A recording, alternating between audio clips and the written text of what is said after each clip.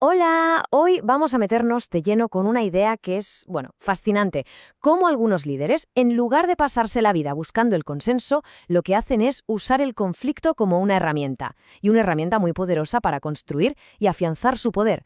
Para explorar esta idea vamos a fijarnos en tres figuras que, oye, a primera vista no pegan ni con cola: Margaret Thatcher, Donald Trump y Javier Milei. Y la pregunta que nos va a guiar todo el rato es precisamente esa: ¿pero qué narices tienen en común estos tres?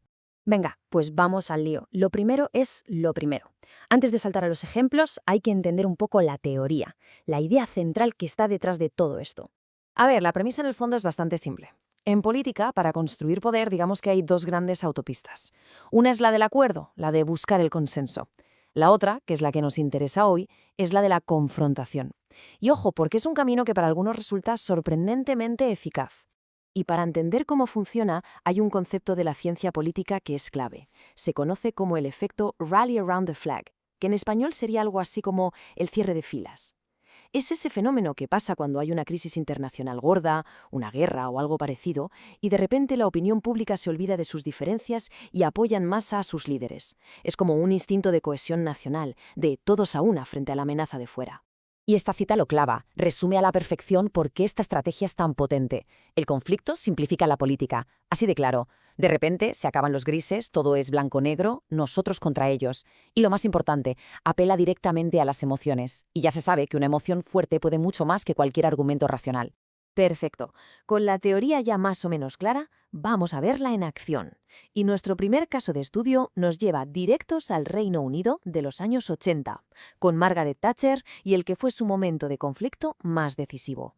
Hay que ponerse en situación. En el año 82, la cosa para Thatcher pintaba, pero que muy mal. El país estaba metido en una crisis económica durísima y la popularidad de su gobierno estaba, vamos, por los suelos. Políticamente se puede decir que estaba contra las cuerdas.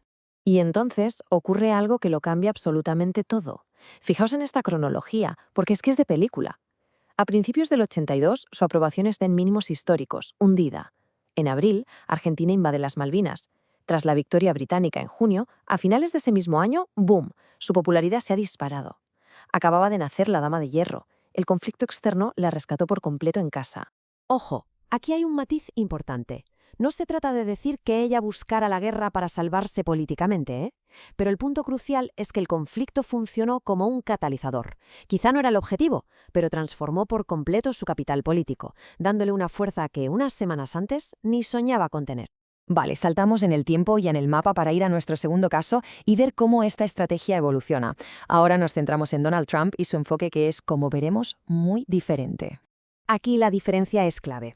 Si lo de Thatcher fue un conflicto puntual, una guerra externa, con un principio y un final, el estilo de Trump es otra cosa. Lo suyo es un estado de confrontación permanente, una tensión constante, pero sin que haga falta llegar a una guerra a gran escala. Y esa confrontación la libra en un montón de frentes a la vez. Que si la guerra comercial con China, que si las tensiones con Irán, que si los palos constantes a la OTAN. Y muy importante, también la libra en casa, con batallas permanentes contra los medios de comunicación y contra sus propios oponentes políticos. Siempre un frente abierto. Y esto nos lleva a la esencia de su método. Para Trump, el conflicto es, por encima de todo, una narrativa, un relato. Su objetivo es crear una polarización constante, un nosotros contra ellos que esté siempre muy claro. Esa tensión no necesita una guerra para resolverse, solo necesita existir como historia para mantener a su base movilizada y muy cohesionada. Y esto nos lleva directamente a nuestro último y más reciente ejemplo. Viajamos a Argentina para analizar el enfoque de Javier Milei, que le da otra vuelta de tuerca más a esta estrategia.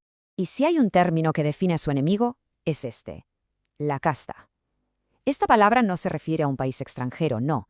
Aquí el adversario principal a batir está dentro de casa. Es la clase política tradicional argentina. Por lo tanto, su conflicto es de otra naturaleza. No es militar como el de Thatcher, ni va principalmente de comercio y narrativa como el de Trump. Es una batalla ideológica y cultural. Sus enemigos son casi conceptos abstractos: el estatismo, el socialismo, el establishment. La ducha es en el campo de las ideas. Pero claro, esto plantea una pregunta clave. Si esta herramienta de confrontación interna es tan eficaz, ¿se acabará trasladando al escenario internacional?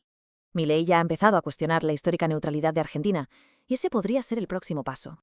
Bien, ahora que hemos visto los tres casos, toca dar un paso atrás para analizar el patrón que los conecta.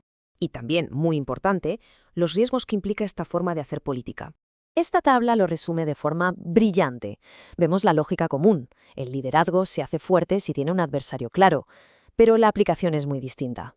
Thatcher, un conflicto puntual y externo. Trump, uno permanente e híbrido, mezclando lo de dentro y lo de fuera. Y Milley, al menos hasta ahora, uno simbólico e ideológico, centrado totalmente en el ámbito doméstico. Pero esta estrategia tiene riesgos, y no son pequeños. Cuando un liderazgo depende de tener siempre un enemigo, la moderación pierde todo su atractivo. El consenso pasa a ser algo secundario, casi un estorbo. La política se vuelve binaria, de blanco o negro. Y esto puede acabar debilitando las propias instituciones, que no están diseñadas para vivir en un estado de conflicto perpetuo.